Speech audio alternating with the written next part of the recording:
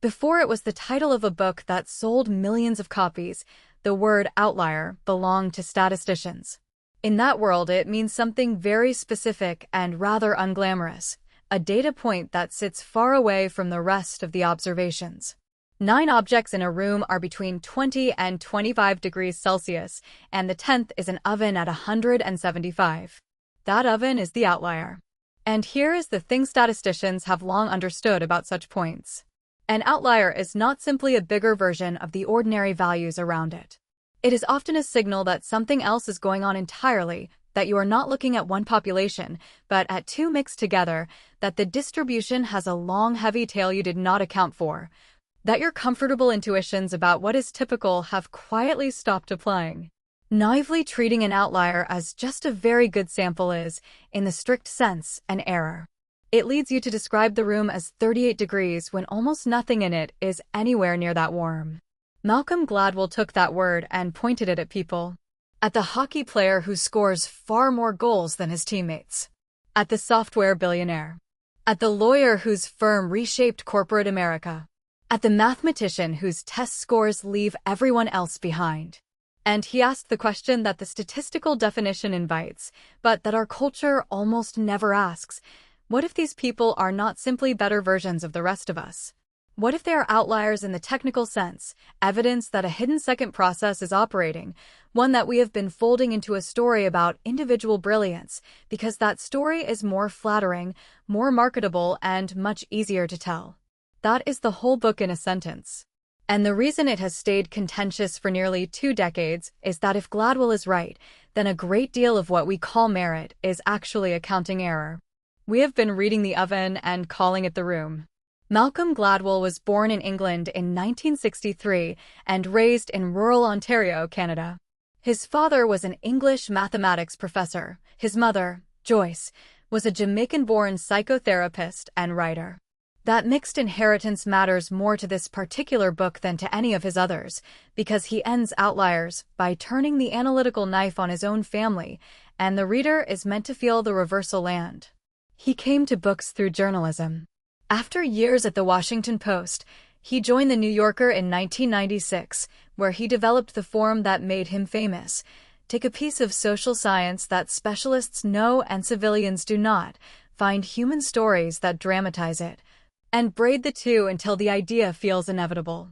The tipping point arrived in 2000 and argued that social change behaves like an epidemic. Blink, in 2005, examined the strange competence of snap judgment. Outliers, The Story of Success, was published in November 2008 by Little, Brown, and it is the most argumentative of the 3.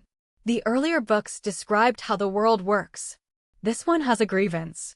The timing was not accidental in its resonance, whatever Gladwell intended.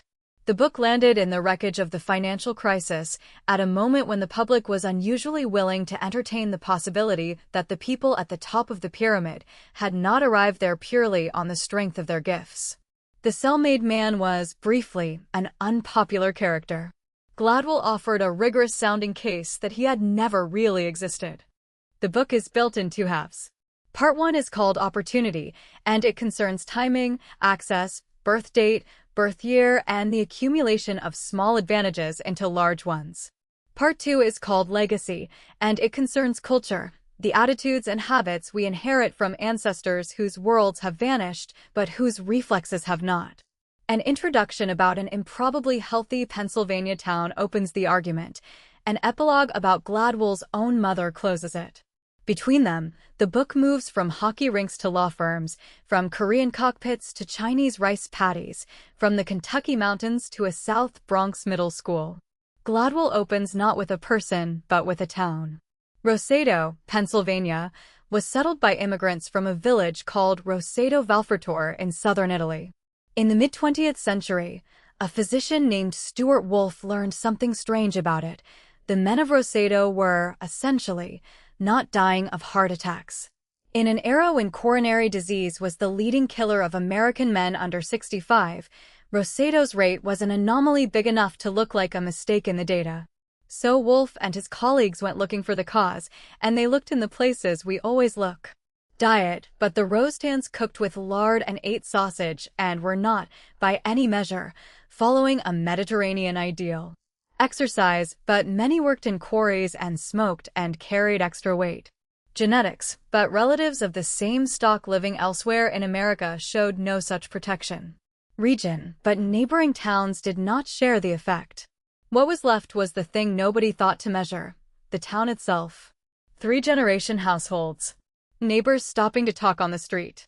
22 civic organizations in a place of 2,000 people. A social fabric so dense that it seemed, improbably, to be doing the work of a cardiac drug. Gladwell puts this first because it is a parable about method, not about hearts. The roast hands were an outlier, and the researcher's instinct was to explain the outlier by examining the individuals inside it more and more closely: their blood, their meals, their habits. The answer turned out to be outside the individuals altogether. It was in the space between them. That is the move the entire book performs over and over on the subject of success. Stop dissecting the person. Look at the world the person was standing in. The first hard demonstration comes from Canadian junior hockey. A psychologist named Roger Barnsley noticed something about elite team rosters that, once you see it, cannot be unseen: the birthdays cluster in the first months of the year. January, February, March are wildly overrepresented. November and December are nearly absent. This is not subtle. It is not a tendency. In the top junior leagues it approaches a rule. The explanation is almost insultingly simple. Canadian youth hockey has historically used January the 1st as its eligibility cutoff. So a boy born on January the 2nd and a boy born on December the 31st compete in the same age bracket, but at 9 years old one of them has had almost 12 extra months of growth. He is bigger. He is more coordinated. He looks, to a coach scanning a rink of children, like talent. And then the machinery starts. The bigger boy is selected for the All-Star team. The All-Star team practices 3 times as often, plays a longer season, faces better opponents, and has better coaching. 2 years later, he is genuinely better, not because of his birthday, but because of everything his birthday bought him. The initial advantage was arbitrary and tiny. The compounding was neither. Gladwell borrows the name from a line in the Gospel of Matthew about those who have been given more, and he calls it a cumulative advantage. The point is that this is not a story about unfairness at the margins. The system is designed to identify merit, and it does identify something. It just identifies it at an age when the signal is hopelessly contaminated by age itself, and then it converts the contaminated signal into a self-fulfilling prophecy by pouring resources onto it. The uncomfortable extension is that we run this exact machine on children constantly, and mostly in schools. Sort by apparent ability early, give the top group more, and the sorting will look retrospectively correct. It will look like you found the talent. What you may have found is the calendar. The most famous chapter in the book concerns a study conducted at the Berlin Academy of Music by the psychologist K. Anders Ericsson and his colleagues. Violin students were divided into rough tiers: those on track to be world-class soloists, those who would be good professional orchestral players, and those who would likely teach. Everyone was asked, in effect, how much have you practiced in your life? The answer, Gladwell reports, is that the tiers separated cleanly by accumulated hours. The future soloists had put in something on the order of 10,000 hours by their early 20s. The merely good, around 8,000. The future teachers, around 4,000. And, Gladwell emphasizes, the study found no naturals, no one who floated to the top on a fraction of the practice, and no grinds who worked as hard as the elite without arriving. The number 10,000 recurs elsewhere, and Gladwell reports it as a rough threshold of world-class expertise in any complex cognitive domain. Then he does the thing that makes the chapter more than a motivational poster. He asks a question about 10,000 hours that almost nobody asks: where do they come from? Because 10,000 hours is not a decision.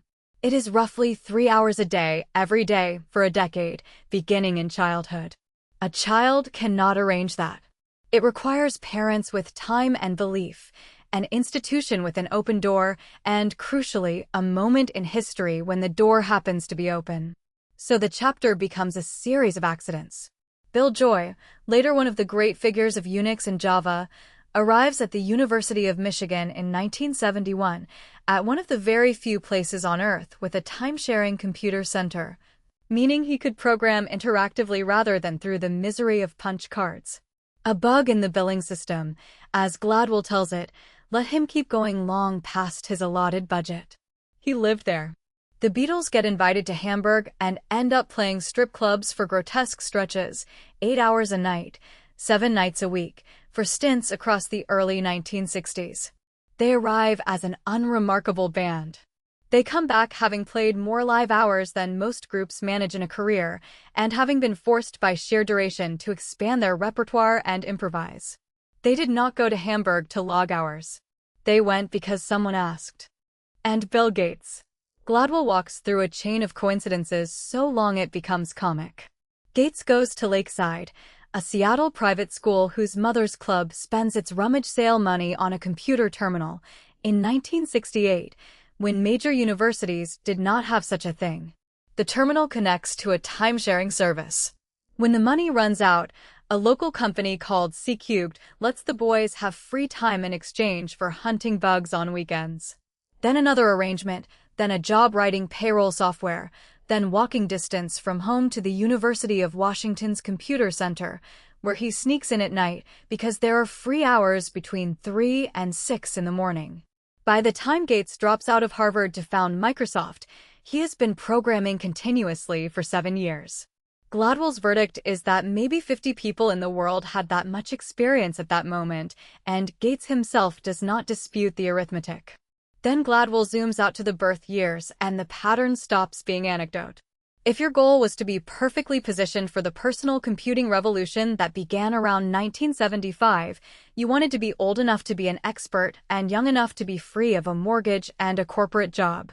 You wanted, in other words, to be born around 1955. Gates was born in 1955. Steve Jobs, 1955. Eric Schmidt, 1955. Bill Joy, 1954. Paul Allen, 1953. Steve Ballmer, 1956. And when he applies the same lens to the American industrial fortunes, Rockefeller born 1839, Carnegie 1835, J.P. Morgan 1837, a comparable cluster appears in the 1830s, which put those men in their early 30s exactly as the railroads and Wall Street were being remade. The argument is not that these people were ordinary. It is that extraordinary people are produced constantly and only a few of them are dropped, by luck, into the narrow window where their particular gift is the thing the world is about to need. The genius born in 1948 was, for this purpose, born too soon. Having established that opportunity matters, Gladwell now attacks the thing we most want to believe is decisive, intelligence itself. His device is a contrast between two men. One is Chris Langan, a man with an IQ reported at around 195, a figure so far out on the tail that comparison to Einstein becomes routine in the media coverage. Langan taught himself to read at 3, demolished standardized tests, and spent much of his adult life doing manual labor and bar work while developing an elaborate theory of the universe in his spare time. The other is Robert Oppenheimer, who as a graduate student at Cambridge attempted to poison his tutor, was placed on probation, and went on to be entrusted with the Manhattan Project. Gladwell's question is blunt. How does one man survive attempted murder and the other cannot survive a scheduling problem? Before answering, he clears the ground with Louis Terman, the Stanford psychologist who in the 1920s combed California schools for the highest-scoring children, his termites, and tracked them for decades, convinced he had identified the future leadership of the nation. The results were a quiet embarrassment.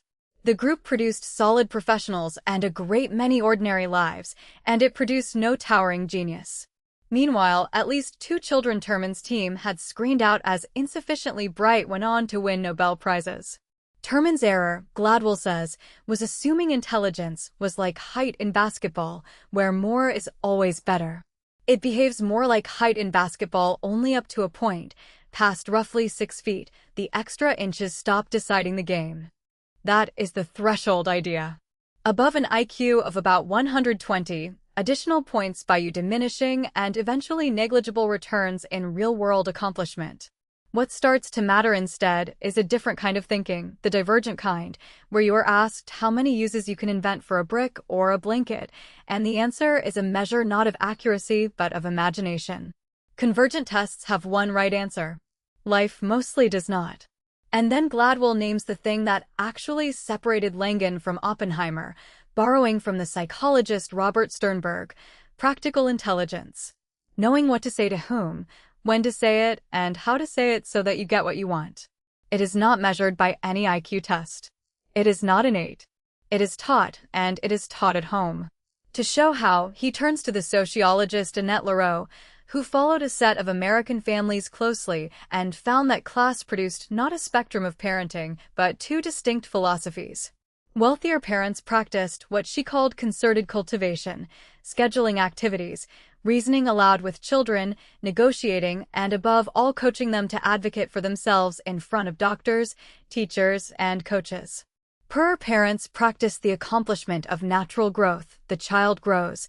Adults are separate authorities, and you do not question them. Both raise decent kids. Only one produces a teenager who walks into an institution and assumes it can be bargained with.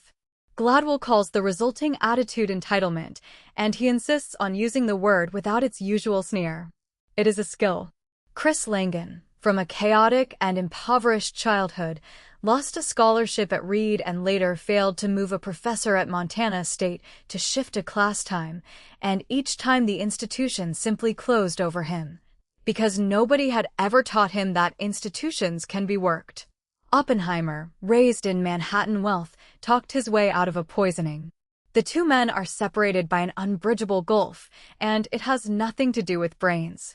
The last chapter of Part 1 is the book's most intricate piece of construction, and it is the one where the argument stops feeling like a series of tricks and starts feeling like a theory.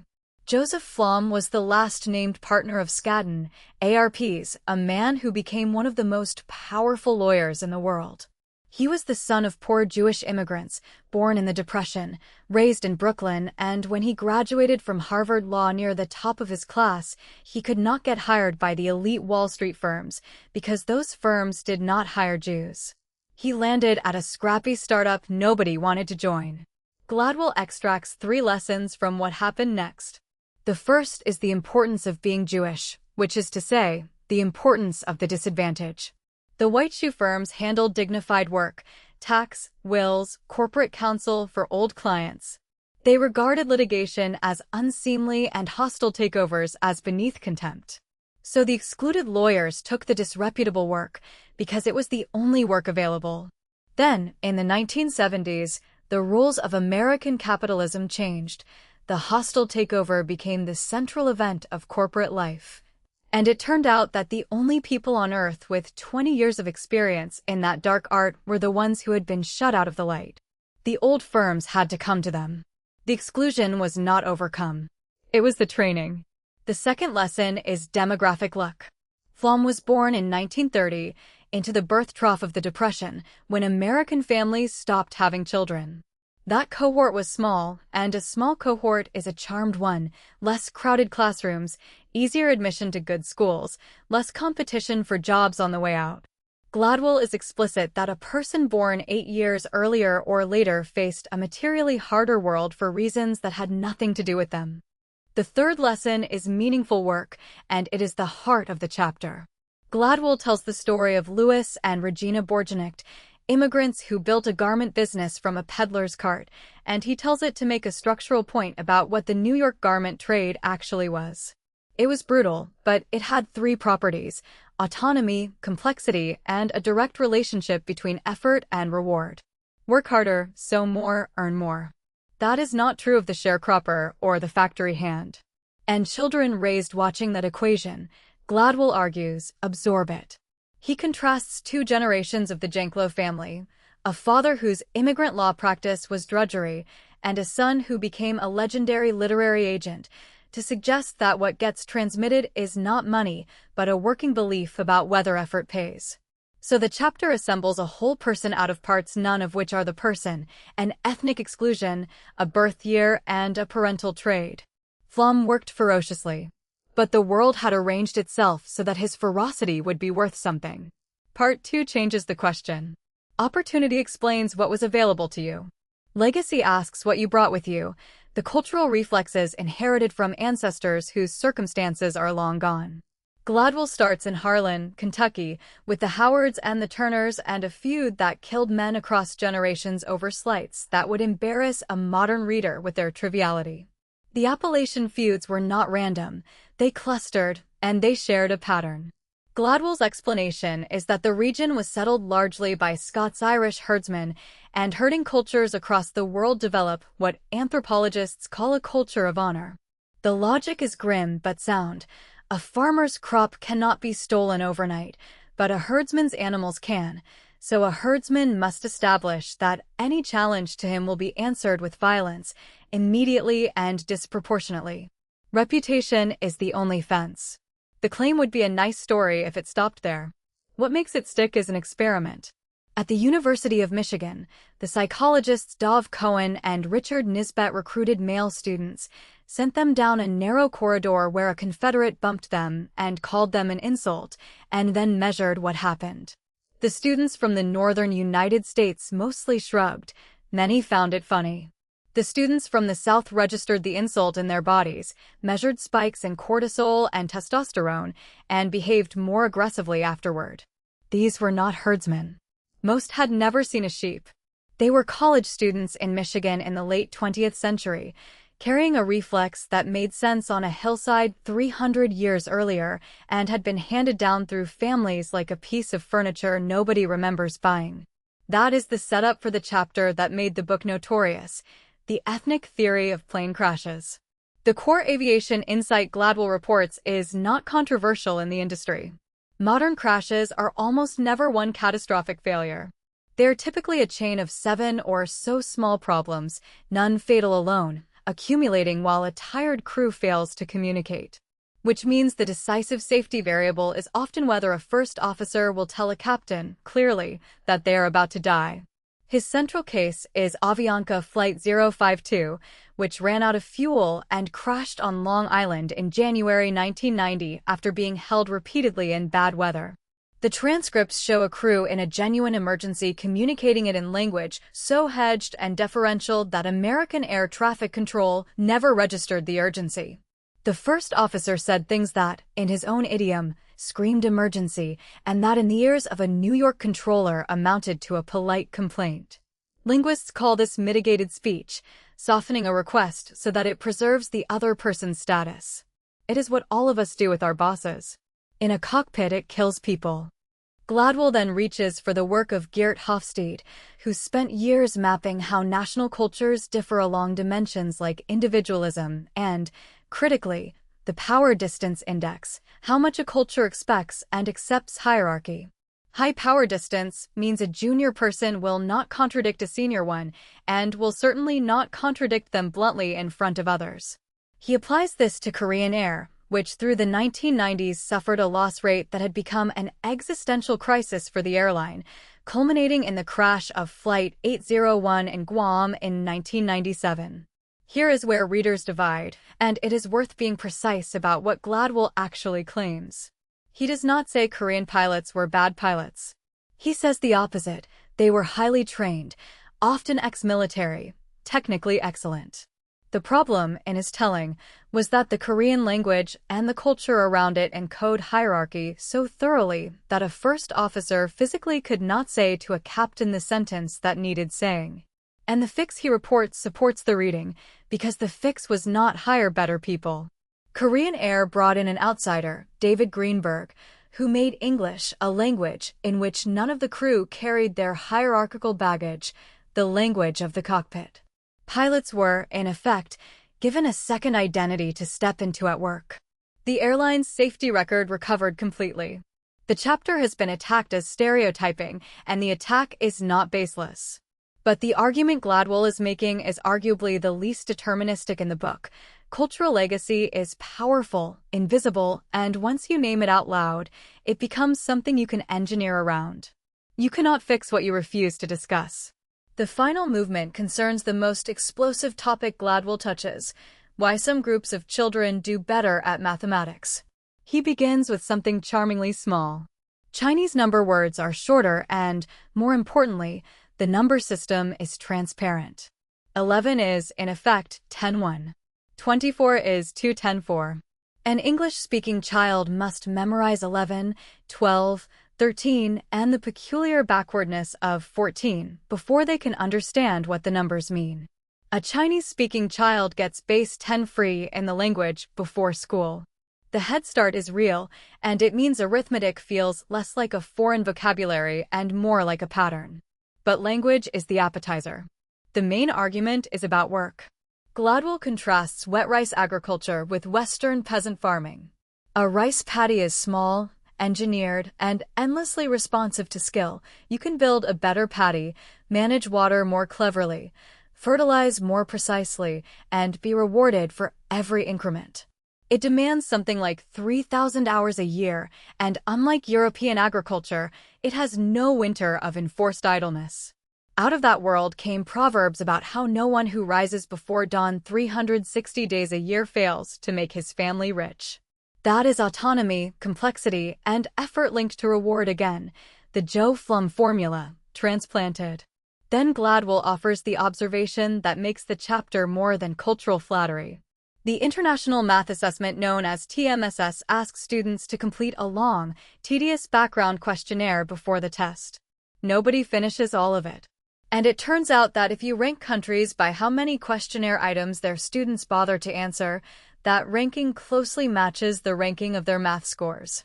Read that again. You can predict math achievement without asking a single math question. What you are measuring is the willingness to sit with something boring and not quit. He backs this with the mathematics educator Alan Schoenfeld, who filmed a student named Renee working a problem she did not understand and simply refusing to stop. 22 minutes of patient, unglamorous flailing until it broke open.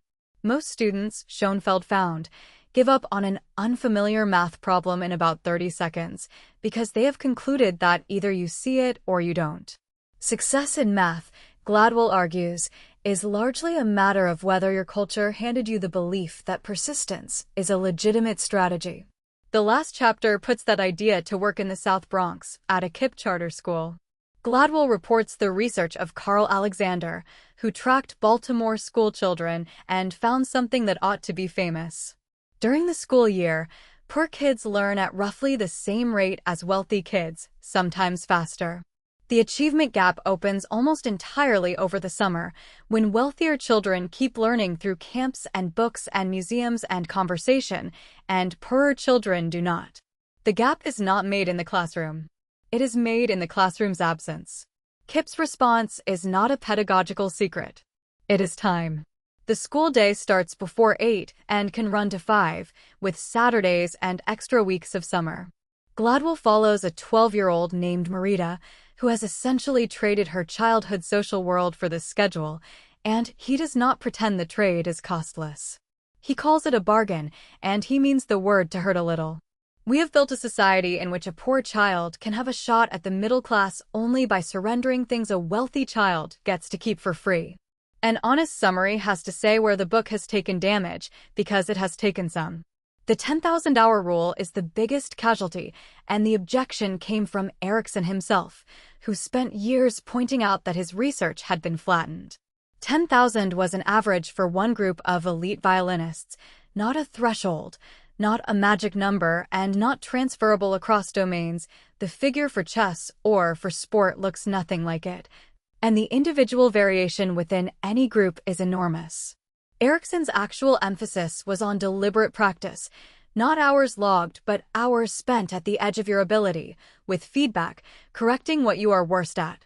Later meta-analyses, notably by Brooke McNamara and colleagues, found that accumulated practice explains a meaningful but distinctly partial share of the variance in performance, and that the share shrinks the less structured the domain. Practice is necessary. It is not sufficient, and the tidy number was always a journalist's number. The cultural chapters draw the sharpest fire, and the charge is that Gladwell slides from culture shapes behavior to something closer to national character, using a handful of transcripts to speak for a country.